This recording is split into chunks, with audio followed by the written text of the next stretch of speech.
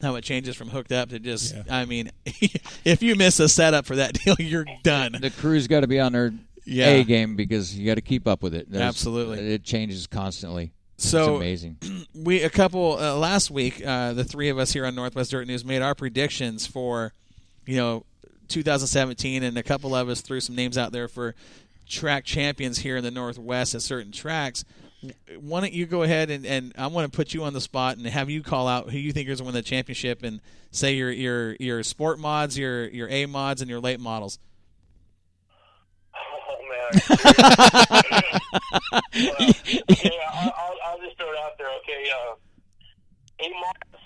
Oh shoot! It's either going to be. I mean. God, you're really putting me on the spot. Nobody's going to hold you to anything, I'll Brian. Throw a contender out there. Obviously, Brad Pounds. Yeah, Brad Pounds, yes. Brad Pounds. Yes. Always. Brad Pounds for the A mods. B mods, I'd say, God, B mods are really tough right now. I'll say Jason Nation. Okay. Yeah, he's fast. Yep. Well, yeah, him, Nick Spanhauer. There's 5 guys that are always in the top, so. And like I said, they've had 4 different winners this year, so that's it's awesome. going to be stout. Okay, what about the late models, Brian? We really don't run. We run them, but they're not running a complete series. So, he didn't show up this past race. So, Pappage, maybe Toast. Oh, Toast. Well, that surprised me. I would have put them in the mix, but for him to say that. Caught me off guard. Really? I thought he would say Hogue or Drake. Hogue and Drake, yeah. Tough, Drake. Hogue wasn't here opening night. Oh, okay. Pappage wasn't here opening night. There was only I think 5 or 6 cars, so it wasn't a whole lot. What about Sanders? Rob Sanders, the Sandman. I would probably put Rob up there, but then you got to look at Nick Bartels. Yes. Is that the Harley Davidson? What about Larry Childress? Is he still racing? Lightning. Yeah. Oh yeah. Lightning Larry. Childress is racing, but he's it's I don't know, man. He's got Brian's got a lot of history with Childress. I think he's a former crew member for him, right? Yes, sir, I was. Yeah. You don't want to sound biased, right? No, I don't want to sound biased. I gotta stay neutral in the position I'm in. I gotta pretty much, Sure. Not say I have to like everybody, but I can't show really no favoritism. It's just like, I gotta like everybody. I can't just say, oh, this is my favorite, I'm gonna root for this guy. I mean, with the position that you and I have, and a lot of the people should understand that. Don't you hate it? Different perspective of the races. Yeah. Where we're at. Don't you hate that being in that position? Well, you took it very well. There's sometimes I have to turn my microphone off because I'm thinking like, oh my God, what's going on out there? Yeah. I turn mine off quite a bit.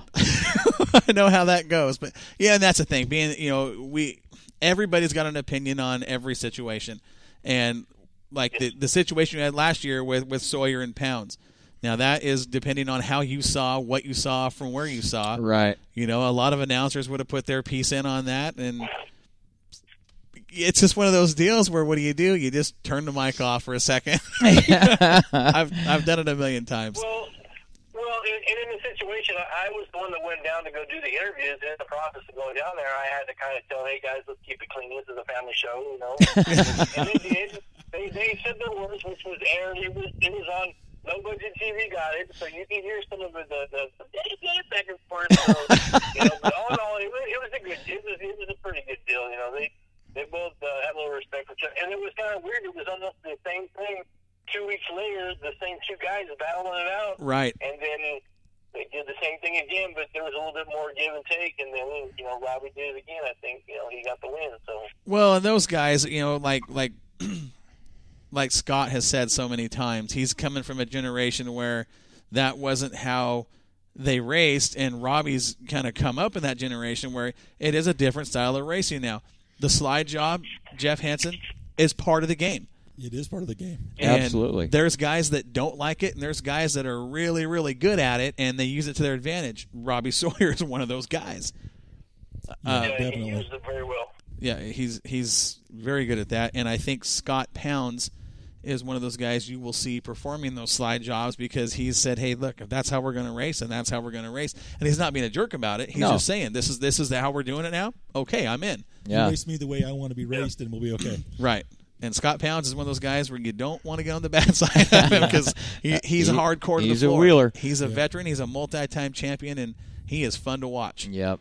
Yeah, definitely. Well, he's kind of like the saying, like the elephant, he never forgets. Exactly.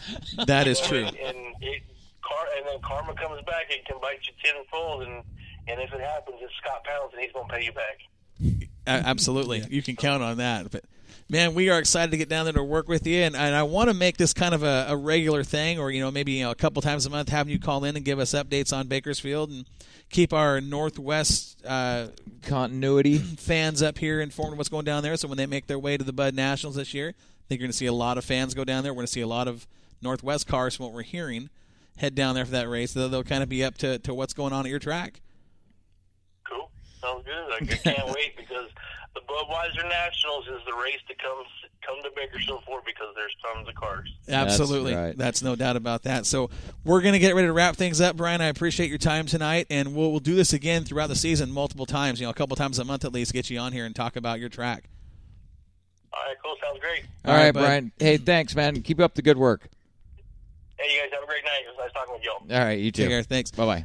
Those guys, have you had a chance to hang out with Brian and Jerem Smith? I have not. I know who they are from Facebook and that kind of stuff, but I don't know them personally. Those guys, you want to talk about some fun dudes to hang out with?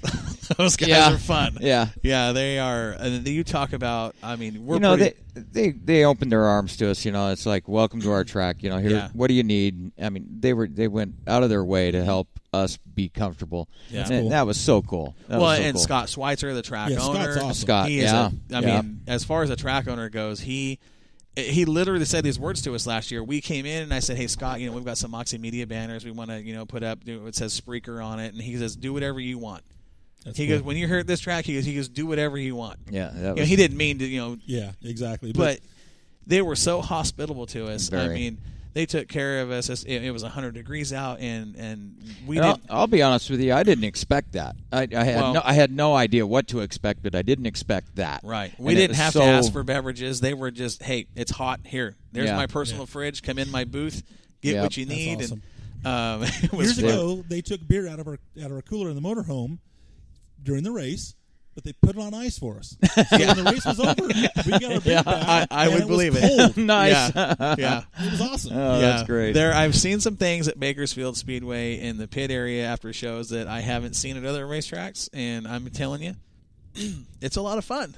I mean, those guys know how to party down there. I'll tell you that. No, but. Like I said, hospital group Brian as an announcer to welcome us, into his booth with Sully. I can't believe last year was his first year. Yeah, he's really he's one of those guys that he's like myself, you. He's a natural. He grew up at the racetrack. Well, and he's natural. About Corey, he comes by it naturally and does a good job with it because of it. Yeah, but he's been at that track so long. Like me, growing up at Willamette, know the history. You kind of got a feel for what's going on. He's worked on cars. He's obviously able to retain it as you do.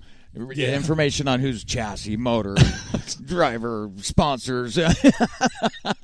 That's something you have to be able to do to be on the mic and create. The whole thing for us isn't just as an announcer. You've got to create an experience for the fans. Yeah, that's what it's all about. This is an entertainment business. It is. It really is. So, I mean, I've got to, like Brian, talk about what's going on the racetrack. Now, the entertainment's the racetrack, but you've got to be able to make that at times dramatic.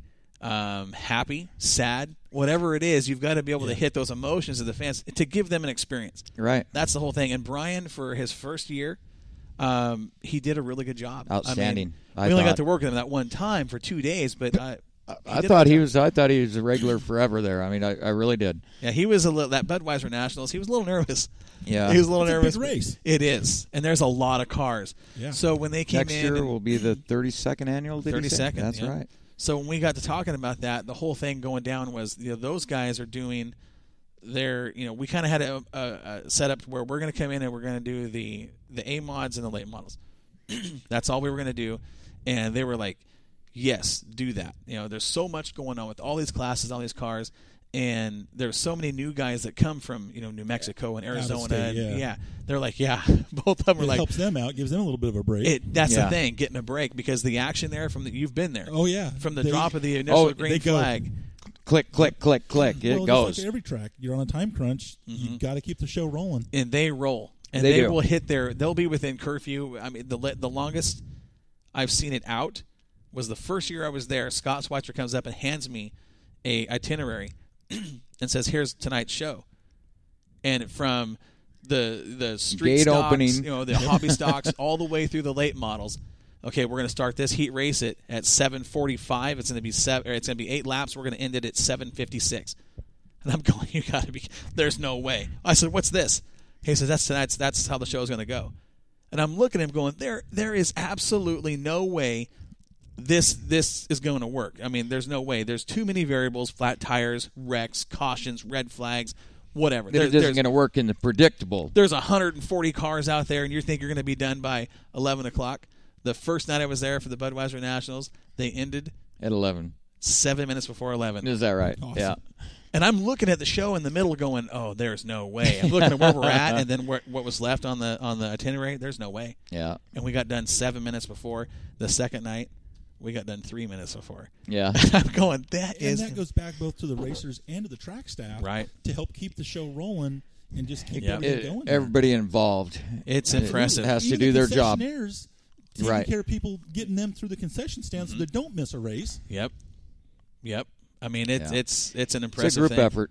It is. And it's very well organized. Well, they've been doing it down there. This will be the 32nd year, like you said. Right. They've kind of got it figured out on what's going on based upon how many cars, and they've got it down. I mean, I got to give them props. Yep. I don't know many racetracks that could actually pull something like that off and be within that 7-minute window. Is pretty impressive. But yeah, that is. I mean, because there's just there's so many variables, wrecks, and cautions, and anything. I mean, debris, red stop flags. a race. Yeah.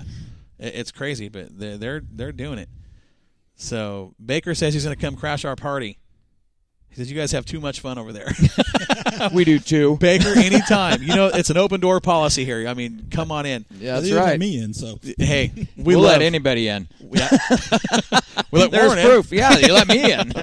I love you it. allow me to come in. So it's been fun, you guys. It's been a great show tonight. We had the controversial topic of drug testing. Did you hear all that, Jeff? I did not. I was at dinner with my buddy. I'm going to do some research on that this week. I saw the blip.